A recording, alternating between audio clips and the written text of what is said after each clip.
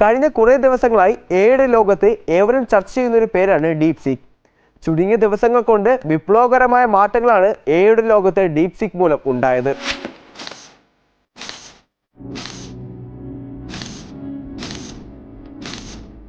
ഈ രംഗത്തെ അമേരിക്കൻ മേധാവിത്വം ചോദ്യം ചെയ്യപ്പെട്ടപ്പോൾ US ടെക് ഭീമന്മാരുടെ വിപണി മൂല്യത്തിൽ ഉണ്ടായത് ശതകോടികളുടെ കുറവാണ്.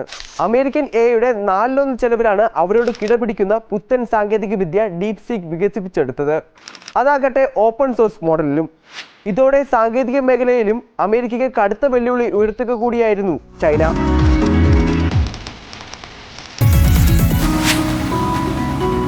ടെക് ലോകം ഡീപ് സീക്കിനെ വാഴ്ത്തുമ്പോൾ ഇന്ത്യയിലെ ടെക് മേഖലയിലുള്ളവർക്കിടയിൽ ചർച്ചയായത് മറ്റൊന്നായിരുന്നു. എന്തുകൊണ്ടാണ് ഡീപ് സീക്ക് പോലൊരു കമ്പനിയും ഉയർന്ന സാങ്കേതിക വിദ്യയും ഇന്ത്യയിൽ സാധ്യമാകാത്തത്?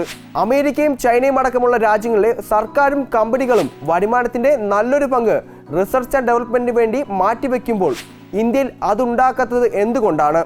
ഇതിനെല്ലാം പ്രതിവിധിയുമായി രംഗത്തെത്തുകയാണ് ഇന്ത്യൻ സർക്കാർ. Now a center of excellence in artificial intelligence for education will be set up with a total outlay of 500 crores.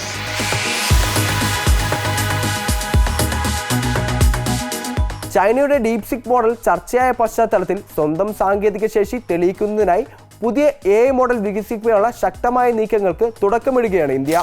കേന്ദ്ര IT മന്ത്രി അശ്വിനി വൈഷ്ണവ് അറിയിച്ചതനുസരിച്ച് ChatGPTക്കും ഡീപ് സീക്കിനും സമാനമായ രീതിയിൽ അടുത്ത 10 മാസത്തിനകം രാജ്യത്ത് ഒരു പുതിയ വ്യത്യസ്ത സ്വഭാവമുള്ള AI മോഡൽ അവതരിപ്പിക്കപ്പെടുമെന്നാണ് പ്രതീക്ഷിക്കുന്നത്.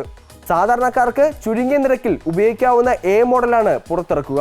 ഈ മോഡൽ ലാർജ് ലാംഗ്വേജ് മോഡൽ സാങ്കേതിക വിദ്യ അടിസ്ഥാനമാക്കിയായിരിക്കും നിർമ്മിക്കുക. ആകെ 10,370 കോടിയോളമായിരിക്കും ഇതിന്റെ ചെലവെന്നും റിപ്പോർട്ട് ചെയ്യപ്പെടുന്നു. ഇതിനായി ഉയർന്ന കമ്പ്യൂട്ടിംഗ് ശേഷിയുള്ള GPU ചിപ്പുകൾ വിതരണം ചെയ്യുന്നതിനായി സർക്കാർ 10 പ്രമുഖ കമ്പനികളെ തിരഞ്ഞെടുത്തിട്ടുണ്ട്. ഹിറ്റാച്ചി ഗ്രൂപ്പിന്റെ പിന്തുണയുള്ള യോട്ട എന്ന കമ്പനിയാണ് പകുതിയിൽ കൂടുതൽ ചിപ്പുകൾ വിതരണം ചെയ്യാനുള്ള ഉത്തരവാദിത്തം ഏറ്റെടുത്തിരിക്കുന്നത്. ഇത്രയും ഉയർന്ന ചെലവുള്ള AI ചിപ്പുകൾ സ്വന്തം നിലയിൽ വാങ്ങുക എന്നത് സ്റ്റാർട്ടപ്പുകളെയും ഗവേഷകരെയും സംബന്ധിച്ച് എളുപ്പമല്ല. അതിനാൽ ഈ സൗകര്യങ്ങൾ സർക്കാർ സ്വന്തം ചെലവിൽ ഒരുക്കി നൽകും. മണിക്കൂറിന് 115 രൂപ മുതൽ 150 രൂപ വരെ നിരക്കിൽ ഈ സൗകര്യങ്ങൾ സ്റ്റാർട്ടപ്പുകൾക്ക് അടക്കം ഉപയോഗപ്പെടുത്താം. 40% സബ്സിഡി നൽകാനും തീരുമാനിച്ചിട്ടുണ്ട്. മികച്ച കമ്പ്യൂട്ടിംഗ് സൗകര്യങ്ങൾ, GPU വിതരണം, സബ്സിഡി എന്നിവയിലൂടെ പ്രാദേശിക ആവശ്യങ്ങൾക്ക് അനുസൃതമായ സമഗ്രമായ AI മോഡലുകൾ വികസിപ്പിക്കുകയാണ് സർക്കാർ ലക്ഷ്യമിടുന്നത്.